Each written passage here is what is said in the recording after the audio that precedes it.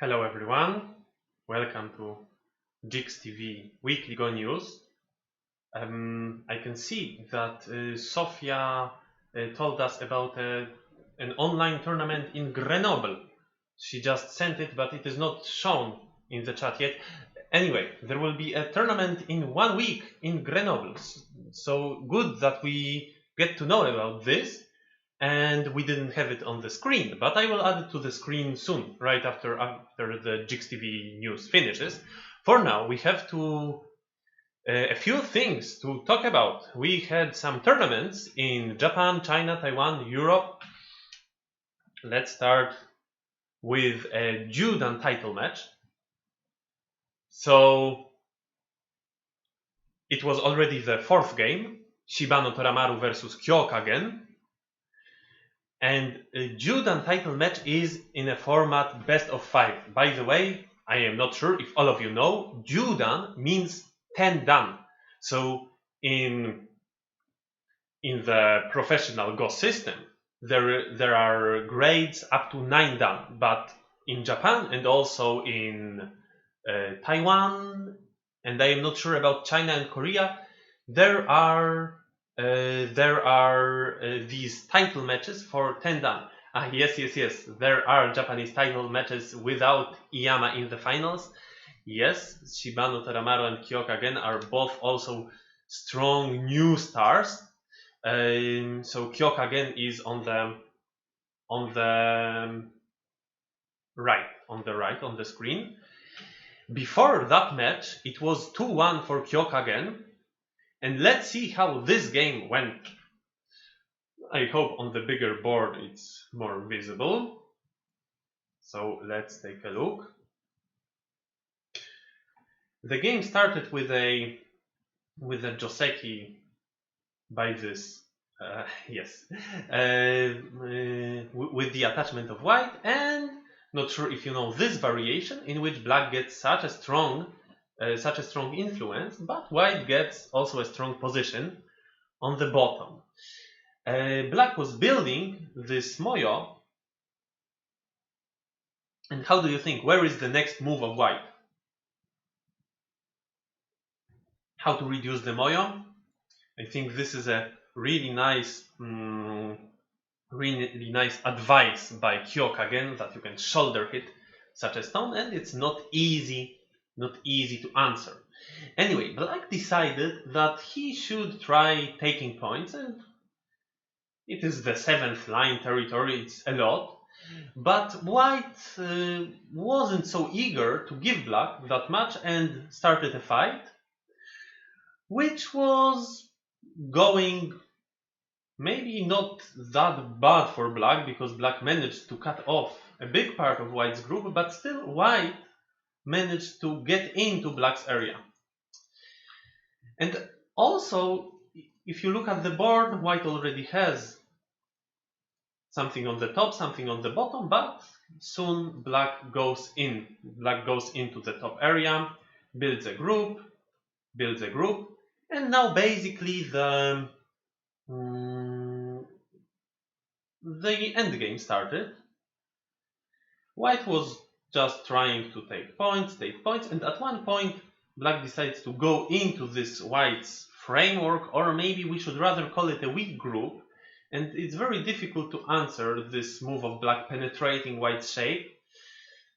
For sure, white can answer in some way which will give white's group life, but somehow white was trying to answer in an active way. Probably white felt white cannot give black too much, but then it was just harder and harder for white. White was completely cut off, and after some moves the group was just dead. So the game finished in the move number 149. What does it mean for the there is a Shining New Stars title which Yamayuta doesn't qualify for. Yes, but this is just one of the main titles, one of the 7 main titles, Judan title. Anyway, after this game it is 2-2, and the final game. When will be the final game? I don't remember. I think it should be in 1 or 2 weeks. The final game of Judan. Then another Japanese tournament is Gosei. So Gosei is also this system that there is a tournament which decides a challenger, and in that tournament you can see Ida Atsushi played in the semi-final against Hane Naoki. And Hane Naoki is a bit older player, and he was Gosei in 2019. So 2 years ago he was Gosei. When Kyokagen will finally get the 9P. So as far as I understand, now if Kyokagen wins the last game, he is 9P, right? Yeah, and Yoda Norimoto. Yeah, you can you can recognize this very famous player. Yoda Norimoto is an older player, and he played in the semi-final against Iyama Yuta, and Iyama Yuta won. So now Iyama Yuta will play Ida Atsushi. Ida Atsushi is a young player. He is from 1994, and the winner will challenge the current title holder, who is Ichiri Kiryo from 1997, a very young player. And by the way, if you look at the ratings of the Go professionals at goratings.org, Ichiri Kiryo at the moment is rated higher than Iyama Yuta, the highest rated Japanese player. Anyway, the Gosei Challenger decision match should start in 9 days on the May the 6th, and this screenshot is from YouTube of Nihon Kiin. Nihon Kiin is showing the games live with a commentary on YouTube. These are very long games, so if you want, and if you know Japanese, of course you can watch. Okay, let's move to China. There was a tournament called Southwest King. This is a tournament of fast games, and it is for 16 players. Here you can see all the players. The games are really fast. Each player has 30 seconds per move, with 10 additional periods of 1 minute. So it is possible for a player to exceed 30 seconds for 10 times, and then they get 1 minute to think. The first prize in this tournament is 250,000 RMB, Chinese yuan, and the second is 120,000. The final was played between Yang Ningxin on the right and Miyu Ting on the left. This was very interesting because each of these players already 2 times got the title of the Southwest King. So now it was a question who wins the anniversary edition, because as you can see it is the 20th edition as it is written, and the winner was Yang Ningxin. So now he has 3 times the title of Southwest King, just like Gu Lingyi 12 years ago. This is a record. And also another tournament started. This is Changchi Cup, and Changchi Cup is not a tournament of fast games. No, these games are 3 hours per each side, and the tournament is played with Ying rules. Not sure if you heard of Ying rules. In these rules, Komi is 8 points, but in case of a draw, white wins. So black wins. So in fact, it is just like 7.5. And Ying rules have also another interesting feature. The interesting feature of Ying rules is that it is possible to exceed your time limit. So the time limit is 3 hours per each side, and then if you exceed it, you get additional 20 minutes, but you need to pay a penalty of 2 points. And you can do it twice. So 2 times you can exceed, get another 20 minutes, pay a penalty of 2 points. And because of this, the end result of the game may be different from what you can see from the game record. This is a tournament for 30 players, and they are playing a single elimination, and 2 players are seeded. So it is starting with 32 spots, but 2 players are already in the next stage. And who are seeded players? It is Kedzie and Zhou Ruiyang this year because they are the finalists from the previous edition. Interestingly, both of them lost their first round, so these are upsets, these are unexpected results. By the way, as you can see on the photos, most of the games were played face-to-face, but a few of the games were played online. As we can guess, some of the players didn't have a possibility of coming to the playing venue, so they could play online. All right, these are the brackets from the quarterfinals, looking from the quarterfinals. And on the top side of the brackets, you can see Huang Yunsong, who beat, in the first round, he beat Zhou Ruiyang, and then he also beat Lin Junyan. So now he will play the semi-final with Ding Hao, and Ding Hao managed to beat Zhou Ruiyang. So two very strong 9-dan professional players are out of the tournament, and now the 7-dan and 8-dan players, who are Huang Yunsong and Ding Hao, are in the semi-final. The other semi-final is Yang Bingqin, so the Southwest King, versus Gu Zihao. Alright, the semi-finals will be played in some time, I don't know yet, and they will be best of 3, so this is a very, very serious tournament. Let's move to Taiwan and the title matches. First of all, Mingren title match where Xu Haohong, the younger star, meets the a bit older star Wang Yuanjun. You can see that they start playing with masks, but after some time they take off. And I think we saw the photos from the Judan title match, and the Japanese players didn't take off their masks. Anyway, the result was 1-1 on Thursday, and then last Thursday the game was played.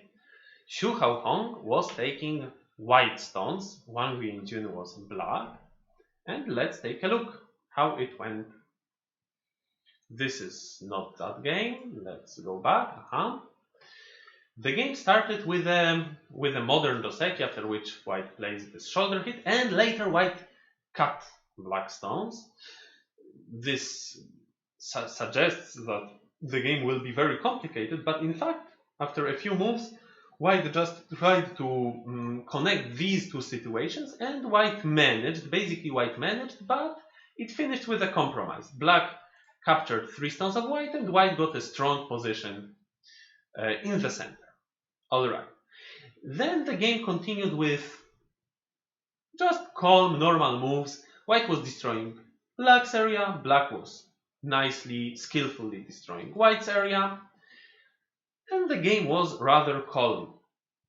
This game was, by the way, pretty long, and at one point black was just capturing white stones on the bottom, and white was not trying to desperately pull them out. No. Instead, white was just playing moves which capture a few stones of black and give away the 2 stones on the bottom.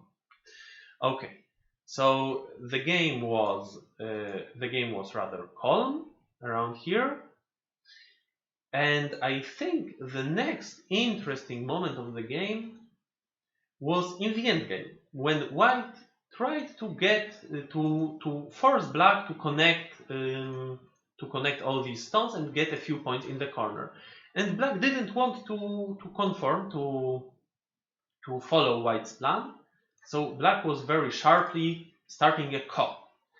The ko took a lot of time, but apparently white had enough ko threads. Many ko threads were played, and then at one point white just ignored 1 ko thread of black, and after a few moves black resigned. Apparently the ko thread was just not enough.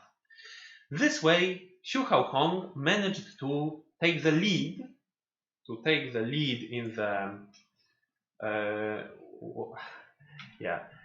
in the Mingren title match, but it is best of 7, so still many games to come. There is also the Tianyuan title match ongoing, where Wang Yuanjun is facing Jian Jinting, and these games are played each Tuesday. Let's take a look. Before Tuesday, it was 2-1 for Wang Yinjun, and then the two players faced each other. And how did the game go?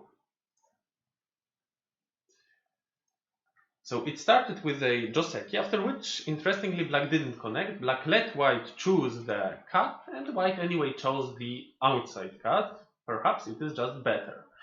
Then White is trying to put pressure on Black stones, and a compromise is accomplished by both players. White captures White in a ladder, and Black thinks, okay, I captured the two stones, but White says, no, no, no, these two are not yet captured. White can still run out with them. And White does. White is trying to make a shape, but then the other stones of White are in a bit of danger. Black is trying to use it, and in the end White manages to build a shape on the right, but Black got some strength in the center. Alright, later in the game, I think the interesting moment was when White found this throw in and cut off Black's group. So it seems White gained a lot, because the group is not small, it is like 20 points. However, Black was not worried. Black just cut off two stones of White, getting a strong position in the center. And later, Black still showed White that capturing such a group is not a nice thing to do, because later White needs to answer all of moves of Black which are making use of the fact that there are a lot of agi connected with that group. So White was all the time going back, making sure that the group is really dead, and Black was getting a bit of profit out of it. The game was very close until the very end, and probably Jien Jingting, who was taking Black, would not win the game just with these moves if he didn't play a very sharp endgame. So what Black played in the endgame was Hane and then no connection. No. Jien Jingting saw that he would lose the game by a small margin if he connects. He played a double Hane, after which White can start a ko. But apparently the ko is difficult for White because White doesn't have enough ko threats. And Black of course has a lot of ko threats because of dying with the group. And also the ko is a bit heavy for White. So if you imagine that White loses the ko, I don't know, White plays a ko threat which is not big enough. I am not sure which. Let's say this one. Black takes the ko, and later Black can go deep into White's area. So White played from the other side and then started this ko, thinking that this will be much lighter, but still Black managed to force White to add a move at b7. And probably White didn't expect this, while Black played Hane, and White expected Black to just connect and then not need to add a move at b7. Anyway, in the game White needed to add that move, and this was already enough for Black. Black won the game by half a point. So really, really precise and sharp endgame by Black, by Jien Jingting. Which means that right now it's a draw, it's 2-2, and still at least two more games to come. Another tournament happening in Taiwan is Guoshou, which means the national player. And as you can see in the first semifinal, on the above semifinal, Lin Lixiang was playing Wang Yuanjun, and maybe a bit unexpectedly, Lin Lixiang managed to win. And now Lin Lixiang will face Lai Jinfu in the Challenger decision match. The Challenger decision match will take place on Friday. So we are all interested who wins and faces Xu Haohong in the Guoshou title match. Alright. And we have also a news from Europe. There was also a big tournament. In fact, a pretty big one. 49th Prague Go Tournament, Korean Ambassador Cup. Unfortunately, the Prague tournament didn't happen in Prague this year because of the pandemic. It was played online on KGS, I think in the Czech room on KGS, and it was a big success. There were 133 participants, and among these, 36 were Dan players.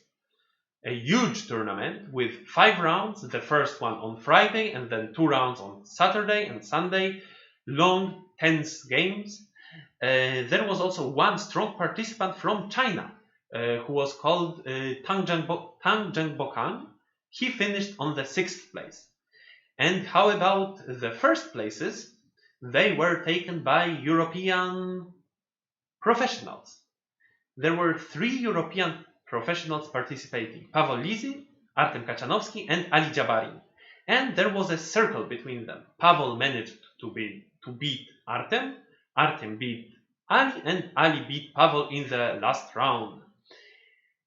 And they had the same number of wins, the same coefficient of SOS, and then SOS, the second coefficient, was the second tiebreaker, decided that Paweł Lizy won the tournament, which also means that he got a place in the European Grand Prix final. In the European Grand Prix final, which takes place in the beginning of the next year. All right, this is it about the tournament, and now we have an interview, which is not about any tournament. Yeah, Paweł won, and we try to have an interview with him. Hopefully, we can learn from him how it was. Okay, here I can see a discussion about my pronunciation. I believe my pronunciation is really not good because I don't know what tones are these. When I read the names, they are just written in pinyin without tones. Anyway, for the interview we have Gunnar Dickfeld, who will tell us about his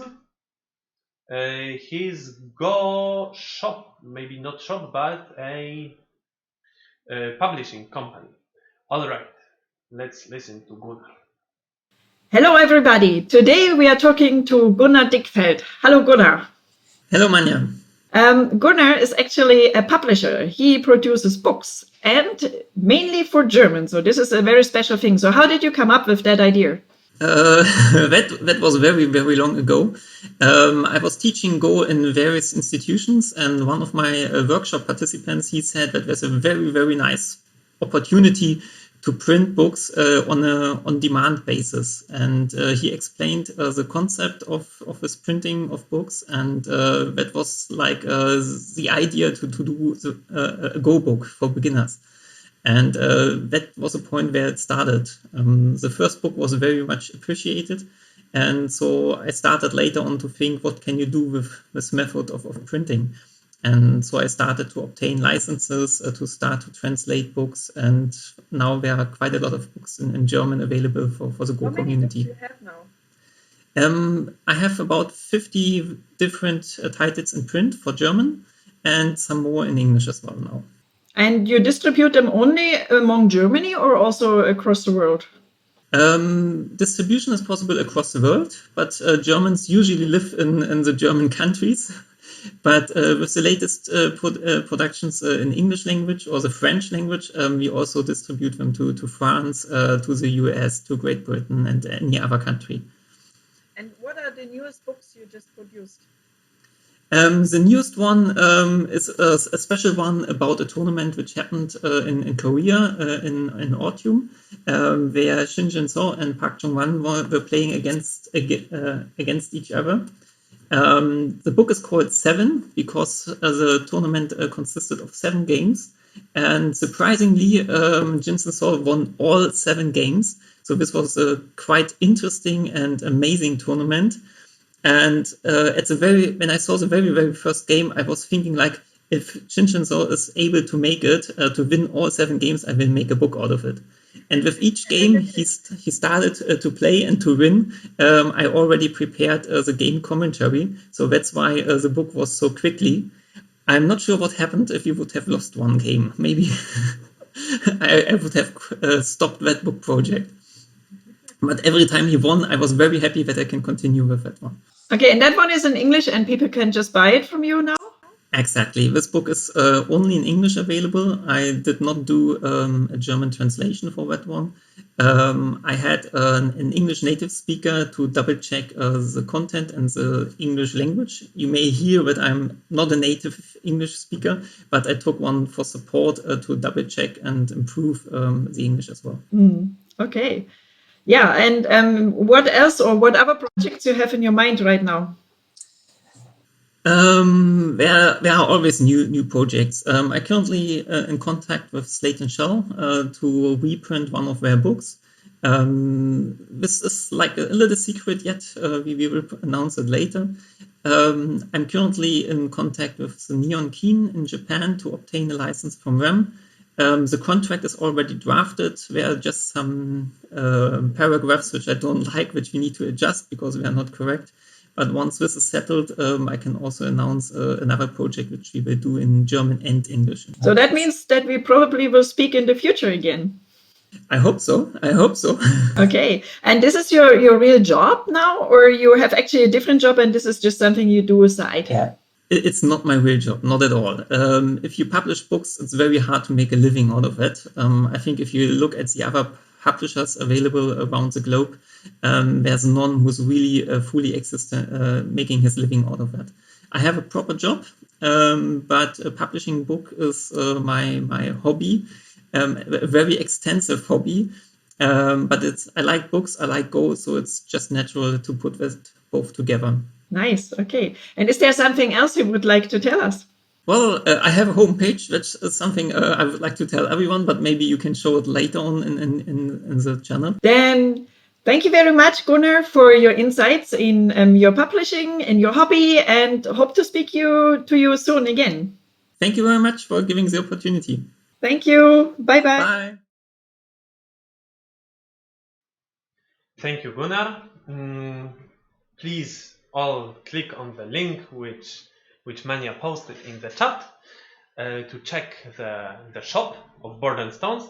I think you all remember the 7 games match of Shinjin So with Park Jong-hwan. We were all looking at the games when they were being played last year, and now we can get this book which just comments all these games. I think this must be a very interesting book, and you can get it in the Tsumego competition, as it was also written in the chat. So just make sure you each week solve the Tsumego problems for your level, for double-digit Q, single-digit Q, or and here we can see that in fact we have Grigory Zavalov, who is very close to getting the 75 points threshold, surpassing the threshold and getting the prize. Or done problems which are really not easy. Alright, these were last week problems, and now we will have these.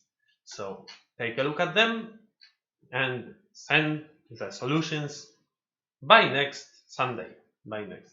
And on Monday we will see who gets how many correct. That's it.